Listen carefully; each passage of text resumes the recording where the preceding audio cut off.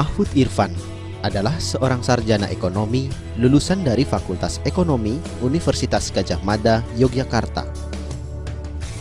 Beliau berkarir di dunia perbankan selama 20 tahun dan terakhir menjabat sebagai Vice President di sebuah bank swasta asing.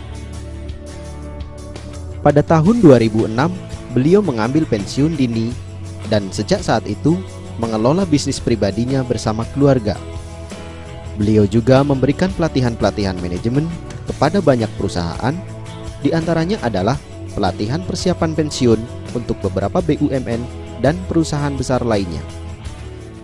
Teman-teman, jika Anda ditanya tentang bagaimana sih Anda ingin menjalani masa depan Anda, saya kok hampir pasti ya bahwa jawabannya adalah Anda pasti akan menginginkan kehidupan yang sehat secara fisik, yang bahagia lahir dan batin, dan secara finansial Anda juga pengen sekali gitu untuk bisa hidup yang sejahtera dan makmur.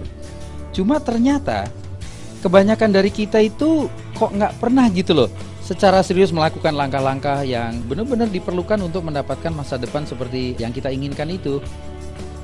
Nah, ada sebuah buku karangan Stephen Covey yang terkenal, judulnya adalah The 7 Habits of Highly Effective People. Di buku itu ada salah satu bagian yang namanya adalah Time Management Matrix.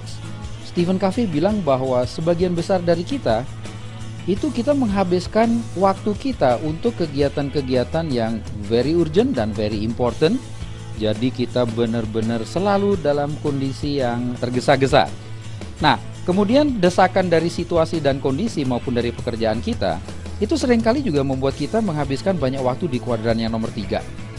Di situ segala sesuatunya juga rasanya harus diselesaikan sekarang. Meskipun banyak diantaranya yang sebetulnya nggak terlalu penting sih, tapi pokoknya semuanya harus sekarang.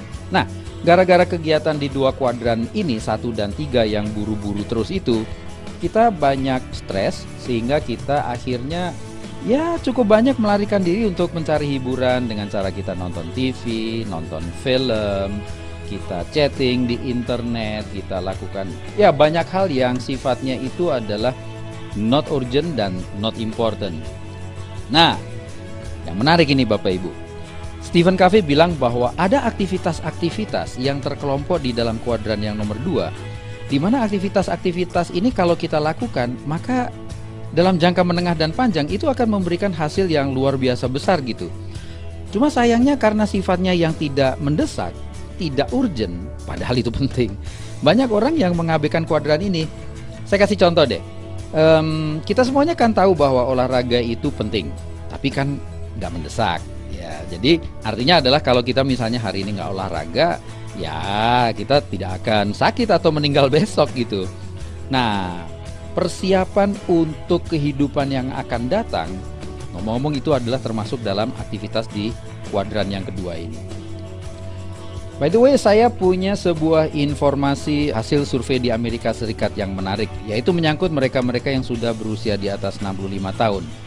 Dibilang di situ adalah bahwa 1% dari mereka itu hidup kaya raya, 4% berikutnya mereka hidup mandiri secara keuangan, 5% di antara mereka terpaksa masih harus bekerja. Ngomong-ngomong itu bersyukur sekali karena dalam umur yang seperti itu kok masih bisa diterima bekerja, itu bersyukur sekali gitu. Kemudian ada 36% lagi yang meninggal dunia, dan sisanya yang mewakili kelompok terbesar nih 54%, mereka hidup tergantung kepada orang lain. Nah, masih mending kalau di Amerika kan ada jaminan sosial, ada bantuan pemerintah atau seperti itulah. Lah kalau di sini terus gimana? Mungkin gara-gara alasan seperti itu kali ya, banyak orang tua yang akhirnya mengandalkan hidup di masa tuanya itu dengan bergantung kepada anak-anaknya. Makanya banyak yang kemudian berdagang, ayo kamu udah gua sekolahin, sekarang gilirannya kamu membiayai ayah sama ibu. Ada lagi informasi yang lain, ini juga menarik sekali, bahwa 9 dari 10 orang di Indonesia itu sebenarnya mereka nggak siap-siap amat gitu untuk pensiun. Nah, yang lebih menyedihkan lagi adalah 65% dari mereka itu tidak bisa memenuhi kebutuhan sehari-harinya ketika pensiun. Menyedihkan nggak? Kenapa kok begitu? Ya sebenarnya karena mereka nggak nyiapin sih sebenarnya dari jauh-jauh hari tentang kehidupan yang akan datang. Teman-teman, saya punya cerita yang lain nih, bahwa dari sekian banyak training yang saya berikan mengenai persiapan pensiun, Cukup sering saya bertemu dengan seseorang yang usianya sudah di atas 50 tahun yang bilang begini, "Aduh Pak Irfan, coba deh seandainya saya tahu hal-hal seperti ini sejak 10-15 tahun yang lalu. Wow, kehidupan saya pastinya akan lebih bagus dibandingkan hari ini." Saya bilang, maybe yes, maybe no. Kenapa? Karena gimana ya, sekian tahun yang lalu ketika kita itu memiliki sebuah kesempatan, kita semuanya punya alasan-alasan yang kita yakinin benar untuk tidak melakukan hal-hal atau persiapan-persiapan di kuadran 2 itu. Maksud saya begini, ketika usia kita itu antara 18 sampai 24 tahun, kebanyakan dari kita masih bersenang-senang, masih sibuk menyelesaikan kuliah. Belum ada prioritas lah untuk mencari uang sendiri karena masih disupport oleh orang tuanya. Nah, ketika umur kita menginjak antara 25 sampai 35, saat ini mereka sedang ada di honeymoon mode, di mana mereka sedang semangat sekali bekerja, mereka lagi happy dengan membangun keluarganya yang baru, dengan gadgetnya, dengan dasi-dasinya, dengan mobil barunya, dengan status barunya, pokoknya lagi semangatnya kerja deh. Nah, ketika usia menjelang 36 sampai 50 tahun, karir mereka sedang sangat menanjak. Mereka biasanya dalam posisi begitu jaya ya, masa kejayaannya lah, sehingga waktunya semakin banyak lagi tersita. Nah, yang luar biasa nih, status sosial mereka itu seringkali melambungkan ego mereka setinggi langit. Padahal sebenarnya pada saat yang bersamaan, mereka itu stres berat loh, karena mereka terpaksa harus bekerja keras untuk membayar kewajiban-kewajiban finansial yang sangat tinggi. Misalnya untuk bayar cicilan-cicilan KPR, untuk cicilan mobil, kartu kredit untuk membiayai lifestyle mereka, gadgetnya, stereo setnya, kamera SLR-nya dan sebagainya. Dan tentu saja adalah biaya sekolah anak-anak yang waduh, Anda tahu sendirilah, sekarang makin melangit aja gitu. Jadi basically pada umur 36 sampai 50 tahun ini mereka ada di sebuah penjara yang nyaman deh, kira-kira begitulah. Nah, ketika umurnya 50 tahun, mereka ada dalam sebuah modus yang disebut safety mode. Mereka nyaman nih dengan kondisi ini dan mereka cenderung mengamankan uang pensiun yang sebentar lagi mereka dapatkan dengan cara menunda untuk melakukan, ntar deh kalau mau lakukan seperti itu nanti aja, sebentar lagi kan gua pensiun.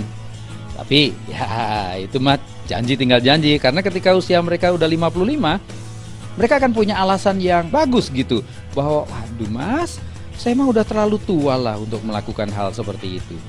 Jadi sebetulnya apa kesimpulannya? Apakah memang benar nggak ada waktu yang tepat untuk melakukan persiapan masa depan?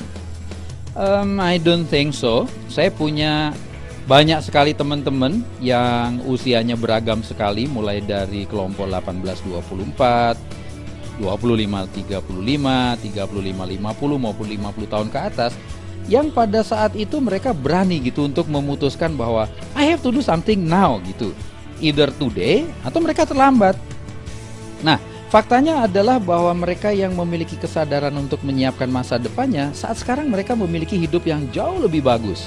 Ada yang berani memutuskan untuk memulai di usia 18-24, dan sekarang di usia awal 30-an mereka menikmati kehidupan yang luar biasa sekali.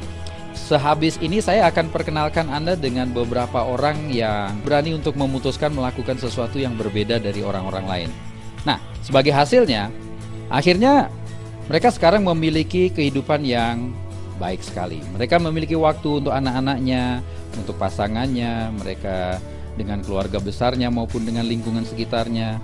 Mereka secara keuangan memiliki kesejahteraan keuangan yang dapat diandalkan, dan yang paling menarik sebenarnya adalah bahwa mereka bisa menikmati hal-hal itu tanpa mereka harus menunggu usia 55 tahun. So, Anda bisa pensiun sejak sekarang. Anda bisa tidak bekerja lagi kepada orang lain. Anda bisa punya kebebasan uang dan kebebasan waktu sejak usia Anda masih sangat dini. Mungkin 3 tahun yang akan datang, atau 5 tahun yang akan datang, atau 10 tahun yang akan datang, Andalah yang memutuskan. Yang pasti selalu sangat bijaksana untuk tidak menunda-nunda apa yang bisa Anda lakukan sekarang. You decided Bapak Ibu. You do it today or maybe too late.